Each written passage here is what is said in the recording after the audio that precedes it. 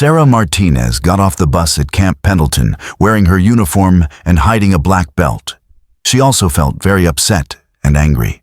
The California sun shone brightly as she carried her duffel bag and looked at the tough-looking buildings and training areas that would be her home for the next 12 weeks. She was one of just 3 women in Delta Company, and the looks from her fellow recruits made that very obvious as soon as she stepped onto the pavement. "Look what we have here," said Corporal Jake Morrison. He was a big guy, weighing 220 pounds, and used to play football in college in Alabama. His neck was bigger than most people's legs. He walked over confidently with 4 other Marines following him like a group of hyenas behind their leader. Rodriguez was very muscular, like a strong wall, and his arms were covered in tattoos that showed stories of street fights in East LA. Thompson was thin and pale, with sharp eyes that looked like he liked to see other people in pain. Hayes walked with a confident attitude of someone who used to be a high school wrestling champion and didn't realize that those days were behind him. Carter, the quietest one in the group, looked happy to let others talk while he watched and waited for his chance to jump in. "Look at Barbie?" Morrison said with a smirk, his southern accent showing how he looked down on her as he walked around Sarah like a hunter checking out its target. "Are you sure you got off at the right stop, honey? The cheerleading camp is about 50 miles that way." His group burst into laughter, catching the attention of other new recruits who were looking for something to take their minds off their own nerves. Sarah stayed calm and didn't show any feelings on her face. She learned this skill from many years of practicing martial arts, where controlling emotions is just as important as being good at fighting. She started learning karate, jiu-jitsu, and kickboxing when she was 7 years old. When her dad, who used to be an Army Ranger, thought she should learn how to protect herself because people would often look down on her. But sharing that information now would just make her more vulnerable. Instead, she just nodded politely and walked towards the barracks. "Hi, I want to talk to you." Morrison raised his voice as he hurried to get in her way. "Didn't your mom teach you good manners? When someone in charge talks to you, you should reply." "You're not in charge of me," Sarah said calmly, looking him in the eye without backing down. "We are all new members here." The comment shocked Morrison like a sudden hit. His jaw clenched, and Sarah noticed the thoughts racing in his mind as he remembered this moment of rebellion for later. She had just felt someone dislike her, but she also showed that she wouldn't be an easy target. Just a few hours after getting to the barracks, the mental game started seriously. During their first practice, Marson and his team set themselves up around Sarah but accidentally bumped into her while running in formation. When she tripped but didn't fall, Rodriguez would quietly complain so others could hear. "Watch out, princess. I wouldn't want you to hurt your nail." Some of the other recruits laughed quietly at the comments, while others seemed uneasy but didn't say anything. The bullying got worse during meal times. Thompson accidentally ran into Sarah while she was carrying her tray, causing food to spill all over the floor. When she leaned down to clean it up, Hayes would say rude things about how she looked, making her feel very embarrassed and angry. Carter would take things from her foot locker. At first, he stole small items like soap or socks, making her always have to buy new ones. But it was during close combat training that Morrison's real plan became clear. He persuaded Sergeant Davis, the drill instructor, that Sarah needed more help because she was struggling compared to the male recruits. This wasn't completely untrue. Sarah was carefully hiding her real skills because she didn't want to show her strong martial arts training until she figured out the situation better. She learned from her dad that sometimes the smartest move is to make your enemies think you're not a threat while you find out what they're up to. Martinez needs to improve her basic defensive positions. Marson pretended to be worried as he spoke to Sergeant Davis. Maybe some of us who have more experience can help her out after work. Davis, an experienced soldier who saw the inclusion of women in combat as something needed, but not really a good thing, quickly accepted the idea of having mentoring sessions. After that, there were really tough training sessions when Morrison and his team would take turns overpowering Sarah while pretending to teach her. They kept pushing her down on the mat over and over, saying things like real fighting would be different and that enemies wouldn't be nice to her just because she was a woman. Each session ended with Morrison's favorite saying, "You might want to think about switching to a desk job, Martinez. This isn't the right place for you." Sarah went through it all, clenching her teeth. She watched and remembered every move they made and every weakness they showed when they thought they were in control. Rodriguez preferred using his right side because he had an old shoulder injury. Thompson threw his punches while moving his shoulder down a little. Hayes depended too much on his wrestling skills and became easy to predict when fighting up close. Carter was quick, but he didn't have good balance when he was under pressure. Morrison was all about using strength and didn't have any style or skill. A fighter who has never fought someone who can use better skills to counter his strong attacks. As the weeks went by, Sarah understood that Morrison was trying to crush her confidence. He was working towards something important. The way he planned the bullying, slowly making things worse for the person, and made sure there were people watching during their training sessions. He was preparing for a big ending that would either make her give up or hurt her so much that she would never get better. What Morrison didn't realize was that Sarah had been ready for this moment her whole life. When it finally happened, she would be prepared. The setup happened during the 4th-week stress test, which was a tough training session meant to push people to their limits and turn the strongest ones into Marines. The training center was full of nervous excitement as Sergeant Davis, the drill instructor, announced the day's activities. Complete fighting situations made to mimic the confusion of actual battles. Sarah was really worried about this moment because she knew that Morrison and his team had been working on something big for weeks. "Today we see who the real fighters are and who just pretends to be one," Davis shouted, looking at the group of new recruits. Like a hawk looking for something to catch. "You will face challenges, be pushed hard, and some of you might find out that you can't handle the requirements needed to wear the uniform." Morrison saw Sarah from the other side of the training mat and smiled at her.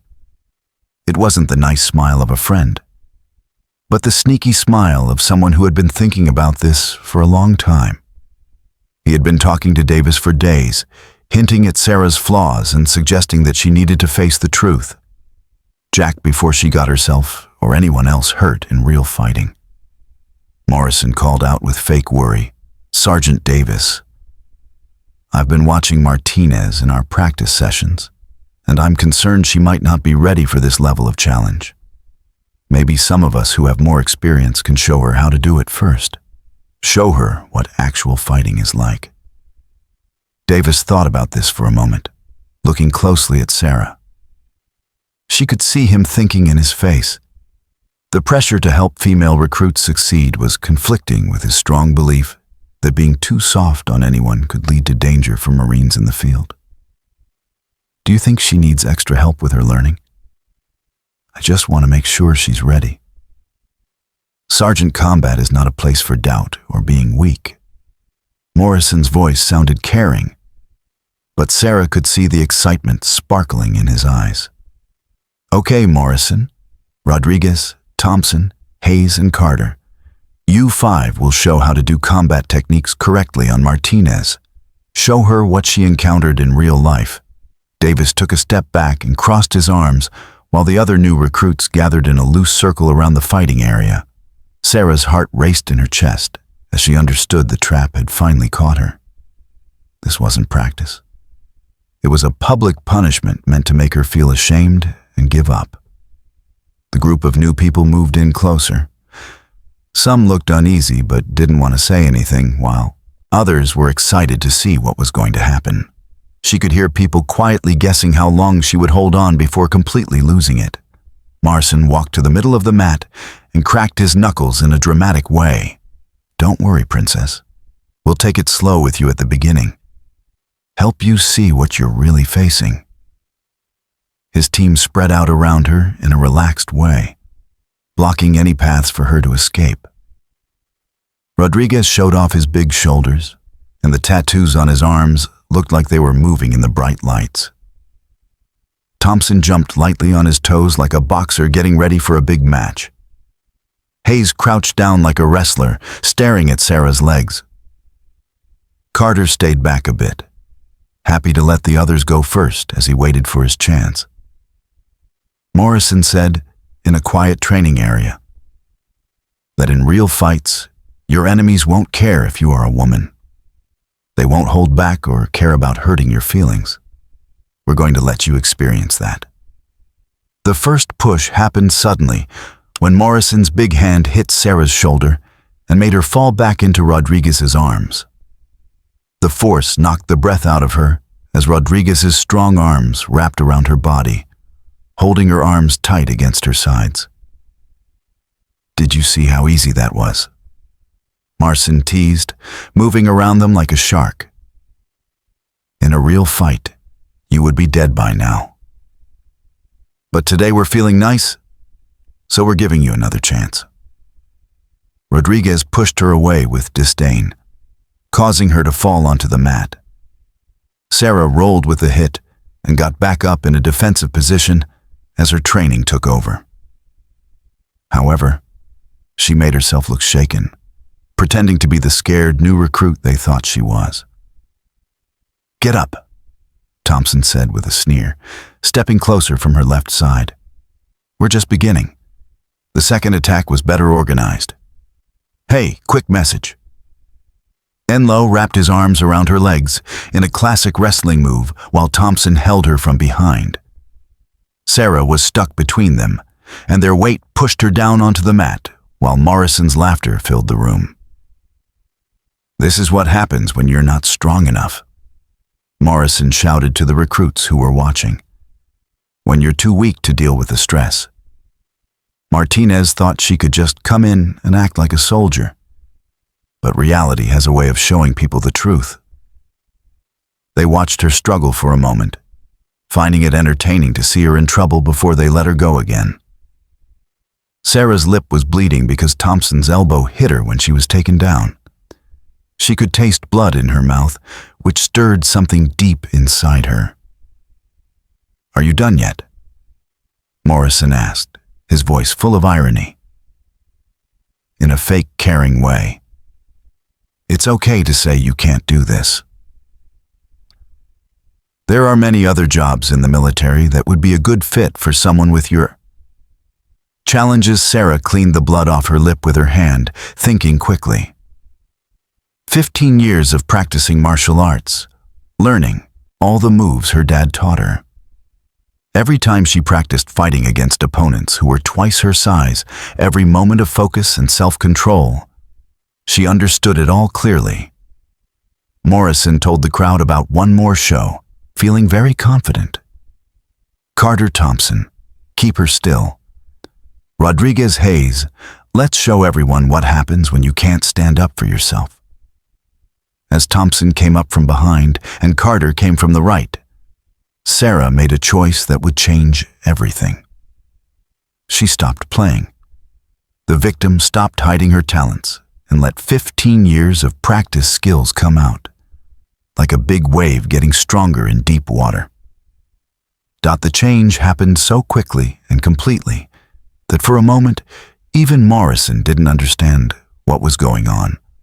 Sarah's stance changed from being protective to being aggressive. She relaxed her breathing, and her eyes became sharp and focused like a real fighter getting ready to attack. "Time to understand your position, princess," Morrison said, getting ready to deliver what he hoped would be the final strike that would crush her spirit completely. As his fist swung towards her face, Sarah gave a chilly smile that made Morrison feel scared. In that moment, he understood he had made a big mistake. This wasn't the weak recruit he had been bothering for weeks. This was completely different, and she was about to show him what that meant. Sarah changed suddenly, and it was really scary. The chain moved through her body like a shock of electricity. After 15 years of focused training, a powerful explosion of controlled energy surprised everyone in the facility, leaving them speechless. She could hear her father's voice in her head. "When you get your chance, make it important. Be so confident and strong that no one will doubt you anymore." Thompson was the first one to go down, and he didn't expect it at all. As he reached from behind to grab her arms, Sarah quickly turned and moved smoothly, like water, avoiding his awkward attempt to hold her. Her elbow swung back hard, hitting him in the stomach right where her dad had taught her would make anyone go down, no matter how big they were. The force pushed all the air out of Thompson's lungs with a loud whoosh, and he fell to the mat like a puppet with cut strings. His face was turning a scary purple color as he struggled to breathe. Morrison was already moving, with 220 pounds of muscle and speed behind a punch that could break concrete. But Sarah had been watching him for weeks, noticing his moves and remembering how his shoulder dropped a bit before every big swing. She quickly moved out of the way just in time, feeling the wind from his fist brush her hair as it went past above her head. What happened next went against everything Morrison believed about physics and fighting. Sarah kicked her legs in a smooth movement, grabbing both of Morrison's ankles at the same time and lifting him up. Feet are not touching the ground at all. For a moment that felt like forever, he was hanging in the air, weighing 220 pounds. His face looked shocked and hard to believe. Then gravity took over again with a powerful and unstoppable force. Morrison fell to the ground with a loud noise that rattled the whole building. The force was so strong that some new soldiers in the front row automatically took a step back. Sergeant Davis's coffee cup dropped from his shaky hand and broke on the hard floor. Morrison's head hit the soft surface once, and his eyes rolled back as he lost awareness of his injured body. Rodriguez rushed in from the left like an angry bull, moving faster than you would expect for a big guy like him. But going fast without skill was just energy ready to be changed direction. Sarah had been changing her direction and focus since she was 7 years old. She placed her left foot on the ground and turned, swinging her right leg in a spinning kick that her teacher had shown her. She practiced it 10,000 times until it was as easy as breathing. The kick hit Rodriguez right in the ribs, exactly. Right where Sarah saw him using his left side more during their training. The noise from the hit was like a baseball bat hitting a piece of meat, a loud and heavy sound that made some trainees wince in empathy. Rodriguez kept moving forward for 3 more steps before he realized what had happened. Then he fell to the side, holding his ribs and making quiet, hurt noises like a small animal. Hayes, who used to be a wrestling champion, tried to use his short height to help him. He went for a double leg takedown that worked well for him in high school. But high school wrestling and real fighting are very different, and Sarah had practiced in both. As Hayes went to tackle her, Sarah fell back, using his speed to help her. At the same time, she grabbed the back of his head. What happened next was a perfect judo move that would have made her dad happy. Sarah used Hayes' speed to lift him off the ground. He flew through the air in a smooth curve before crashing onto the mat hard. The throw was so smooth and perfectly done that even though Hayes was feeling bad, he couldn't help but admire how well he had messed up. Carter, the smartest member of Morrison's team, had been staying back and watching as his teammates were knocked down one by one in a scary way. He always felt proud of being the one who came up with plans while others did things. No amount of planning could have gotten him ready for what he was seeing in less than 20 seconds. Sarah took down 4 Marines easily, like someone brushing away flies. Thompson was still breathing hard, and his face was slowly turning back to its usual color. Morrison was lying still, and a little bit of drool was coming out of the side of his mouth. Rodriguez had curled up into a ball to shield his hurt ribs. Hayes looked up at the ceiling with a blank look, like someone trying to recall their own name. Carter saw the destruction around him and made the best choice of his time in the military. He raised his hands in a sign of giving up. His voice trembled as he talked. "I'm okay. I'm very, very good. No need to show anything here." The whole thing took 28 seconds. In 28 seconds, change the way Delta Company is run and create a new system that nobody would want to question again. Sarah was standing in the middle of the mat, hardly breathing at all. Her uniform hardly showed any wrinkles, even with the chaos happening around her. Blood from her split lip had dried on her chin. But besides that, she looked just like she did before Morrison made his big mistake. The training area was so quiet that the only noise came from Thompson. Rodriguez was breathing hard and softly crying, while the air conditioner made a low noise in the background. 50 new soldiers stood still, trying to understand what they had just seen. Sergeant Davis stood with his mouth open, his old face showing surprise, confusion, and maybe a bit of respect. In his 30 years in the military, he had never witnessed anything like what just happened. Before his eyes, a dot. Sarah cleaned the blood off her lip with her hand. It was the same action she did before the fight started. But now it meant something completely different. She looked around at the surprised faces in the circle, staring at each new recruit until they looked away, unable to hold her gaze. "Does anyone else want to see a demonstration?" she asked softly, her voice clear in the quiet place. Someone replied, "Nobody." Everyone was so quiet, it felt like no one was breathing. The story of Sarah Martinez had just begun, written in 28 seconds of intense action that people will remember for many years. In her mind, she could hear her father's voice, feeling proud and happy. "That's my daughter." The security videos spread quickly among the Marine Corps before Sarah even finished her treatment for her split lip. Corporal Jenkins, who ran the security cameras, had seen the 28-second demolition. He sat in shock 3 times before understanding that he was watching the most amazing combat video in Marine Corps history. In less than an hour, the video was copied to 12 different drives and was spreading through military networks very quickly. "Oh, wow," whispered Lieutenant Colonel Marcus Webb as he watched the video for the 5th time in his office at Camp Pendleton's headquarters. "Call General Hayes. She needs to see this right away." General Patricia Hayes, the base commander and the highest-ranking woman at Camp Pendleton, was having a budget meeting when her assistant rushed in holding a laptop. "Ma'am, you need to look at this right now," he said. "It's about one of our new team members." The general's face changed from being annoyed to curious, and then really amazed as she watched. Sarah took down 5 Marines with the skill of a doctor and the speed of a machine. She played the video again, looking closely at each move and skill that showed how much hard work and natural ability she had.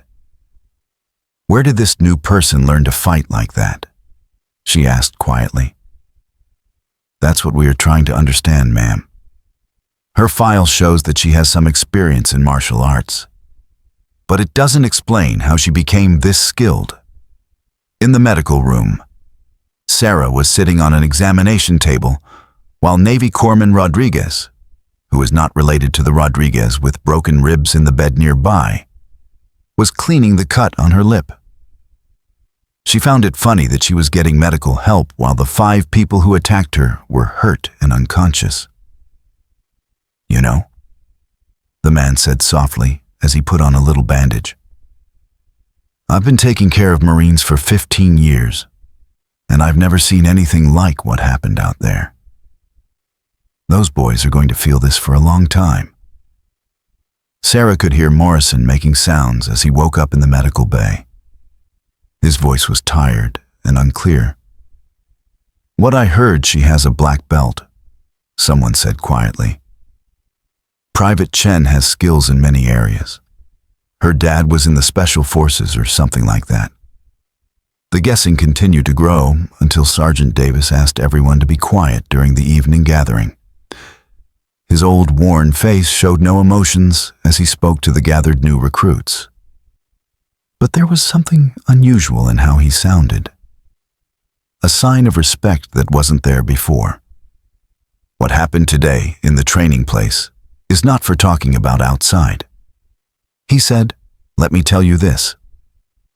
You all just learned an important lesson about jumping to conclusions.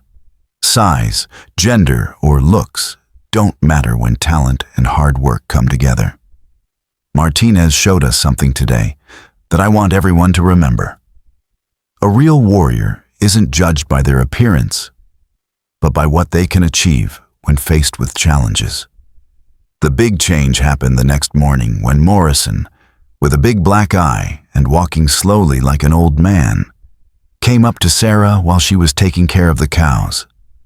The meeting got quiet as everyone looked to see what would happen next. Morrison's team, those who could move well enough to join him for breakfast, stood next to him looking worried. They weren't sure if this was a chance to make up or if another argument was about to start. Morrison stood 3 feet away from Sarah's table, with his hands at his sides to show he meant no harm. When he spoke, his voice could be heard clearly across the quiet space. He said, "Martinez," in a calm and polite way, with a southern accent. "I'm sorry, I'm really sorry, actually. What we did to you in the past weeks wasn't training. That was bullying, no questions about it. Yesterday you showed us what true strength is." Sarah glanced up from her breakfast, watching Morrison's face for any hints of lying or anger. What she saw instead was real regret, and something she never thought she would see from him. Honor. In those 30 seconds, I learned more about being good in fights than I did in 4 years of college football and 6 weeks of Marine training. Morrison said, "You could have really hurt us. You could have hurt us badly if you wanted to, but you stayed calm even when you were standing up for yourself. That's what shows someone is a real fighter." Rodriguez had his body wrapped in bandages. "Take a step forward, even though it's hard. We made a mistake about you, Martinez. Completely mistaken. If anyone in this company has a problem with you from now on, they need to talk to us first."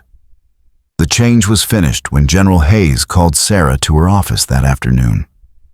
The general's office was a powerful place filled with awards, pictures with presidents and important visitors, and the heavy experience from 30 years of military work. When Sarah walked in, she saw the general looking at the security video on her computer with great focus, like a student studying old books. "Sit down, Martinez," General Hayes said without looking away from the screen. "I've been watching this video for almost 2 hours, and I have one question for you." Sarah sat up straight, her mind buzzing with thoughts about what might happen to her because of her actions. "Sure, ma'am." General Hayes finally glanced up, her sharp gray eyes locking onto Sarah. "How did you learn to fight like that?" "My dad taught me. He used to be in the Army and started training me when I was 7. He said people would always look down on me because of my size and being a girl, so I had to be twice as good as everyone else to be seen as equal." "What did he teach you about using those skills?" Sarah stood up even straighter, remembering her father's words clearly.